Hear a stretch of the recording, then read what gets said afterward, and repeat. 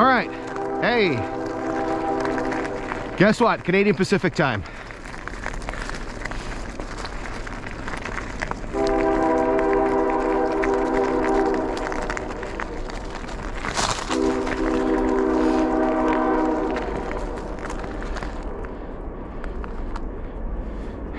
So it was funny because this morning when we actually shot the video on the culvert, we heard a train going by. Usually Sunday mornings are a little quieter for the Canadian Pacific, so just kind of ironic. So basically they're honking because there's the road crossing. The crossing just up ahead is the road in which we came in on. Right here is actually the beginning of the siding here at Robford Station. What we're going to do is I'm going to talk a little bit more about Robford in a second here. We're just going to go a little bit further ahead. We're going to go past this former level crossing. I looked to see if I could see a flanger sign, but niente. Again, if it's in this brush down here, which is not easy to walk through, you're never going to see it. You'd literally have to step on it to see it in there. So let's go past this. This is called Buchanan Road. You can hear the Canadian Pacific roaring by here. So right across here, you can see the siding right here. We do have a junction box for the fiber optic line that runs alongside the grade. And so here you can see the mileage on it. So 134.42. So that is the mileage on the Kinghorn. That is also the mileage for Robford Station. So what we're going to do is we're just going to work just right up here because we actually have something kind of neat to take a look at. Give me a second here and I can pull my my cheater notes out. So here you can actually see there's a rail that's still in place right here. Last time I was here I looked, but I couldn't really sort of identify much on it. It's kind of hard. It's lying on our side. Now, what you're also going to see is you'll notice that there's a big piece of rubber tubing here. Okay, and basically that is part of the equipment which was here. So let me grab my notes here. So Robford was an original station on the line. So basically established when the line opened in 1915. So what I'm going to do is I'll flash them up here in a second here. But what's here, and this was added at some point between 1991 and 1992, is we actually have, and that's what the piping was for, is we actually have a hot box detector. And so we've looked at this before. So in the previous episode that we did, I had originally thought that this was part of the signaling equipment for the interlock, and as it turns out, it is a hot box detector. So again, this was installed sometime between 1991 and 1992. Basically, it's not on the 91 timetable, but it's on the 92 timetable. So what we're going to do is I'll flash up an early timetable so you can see Robford, and then we'll take a look at the 92 one where you can see the hot box detector.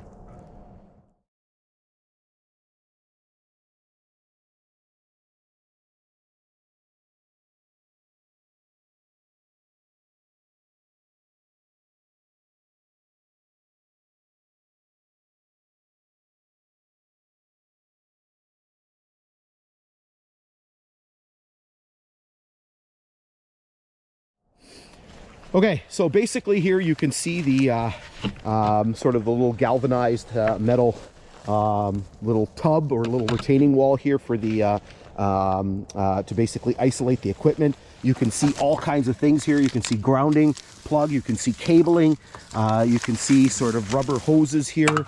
You can see some sort of metal lid here. You can see conduit piping. You can see the 4 concrete posts. So 1, 2, you can see more cabling right here and here, and here's the other concrete post. So this would have been for the little, I think they call them gazebos, the little structures where the signaling equipment or the detecting equipment would have sat in. Here you can see more cabling sticking out of the ground, and here and here. So again, basically the hot box dragging equipment detector, it's as its name is pretty simplified. Here you can see more grounding equipment. So basically, a hot box detector essentially is designed to detect any overheating wheels or bearings or things like that on the train. And then the dragging equipment detector, that's pretty self-explanatory, designed to detect anything that's dangling off the sides or the bottom of the trains themselves. Here you can see basically more equipment here for the system. You can see another one over here. You can see all the sort of the cabling and stuff that goes along with it. You can see all this sort of graveled in area. And here you can see yet more. Oh, this lid's on. This one's on tight. There should be another one over here somewhere. Yeah, there it is right there. I don't think this one's going to come off yet. That one's on there. Pretty good.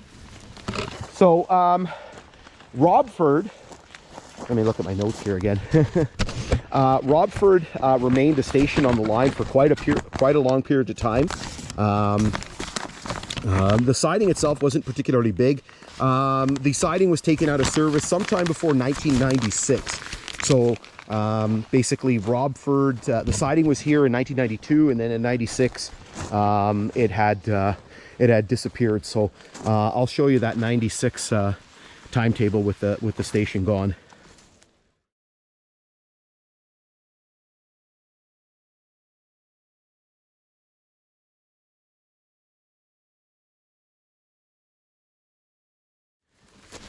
Okay, so what we're going to do is we're going to jump on the bike, and we're just going to go a little bit further here, just to the end of the siding. Okay, let's continue on here. So again, the siding is just beside us here. In spots you can actually see the indentations from the ties. So right here, you can see my foot going down. Here's another one right here. Hopefully you can see that. So kind of really big tie indentations. I think you can see it really well here. All right, you can basically make that out there. My foot down there, my foot down there, all throughout here. Hopefully you can see that on the camera. Very, very, very well pronounced. Didn't even look, see if there was a flanger sign or anything for the crossing.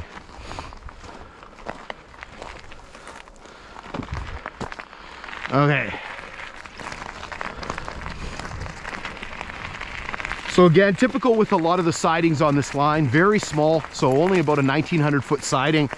Obviously designed for the old days when trains weren't particularly long, but as time went on, the trains got longer and longer, and sidings like this were no longer capable of accommodating the larger trains, particularly on this line where there was not a lot of traffic.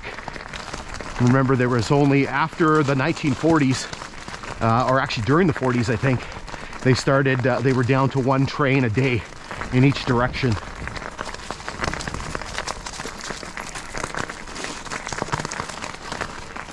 Here you can see it really, really well. Like, you should be able to see that very well pronounced on the camera, where the indentations from the ties were.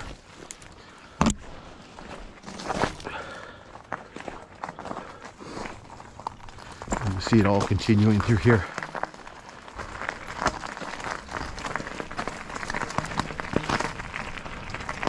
A little bit of a cut here to the north side.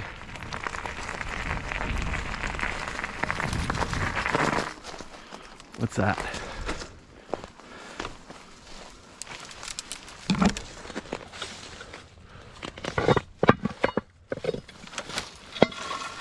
That's an old wheel rim with a tie plate inside of it.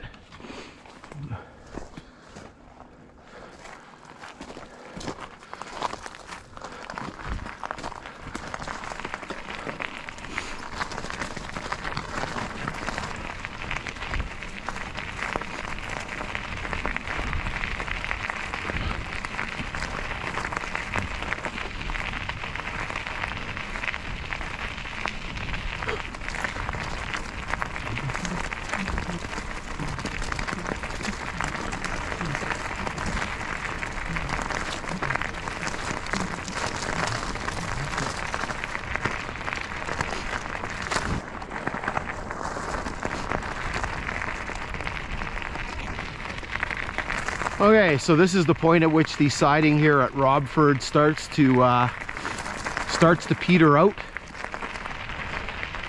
and come to an end.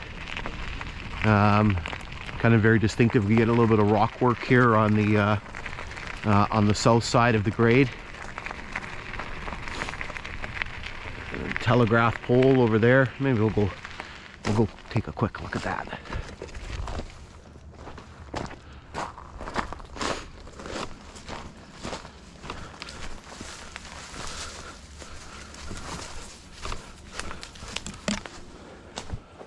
I don't expect to see much on this because its proximity to the grade probably stripped everything off. Yeah, you can just see that there's just all Dominion 42s left on there. All right, so this brings us to the conclusion of today's exploration. So hopefully you've enjoyed everything we've been able to take a look at. This basically ties in with a previous hike that we did. We actually redid this section in the springtime, right at the beginning of May. It was actually one of the first hikes that we did this past year. There was snow that was still on the grade at the time. So anyway, again, thanks for tuning in, and we'll be back just as soon as we can with yet more explorations.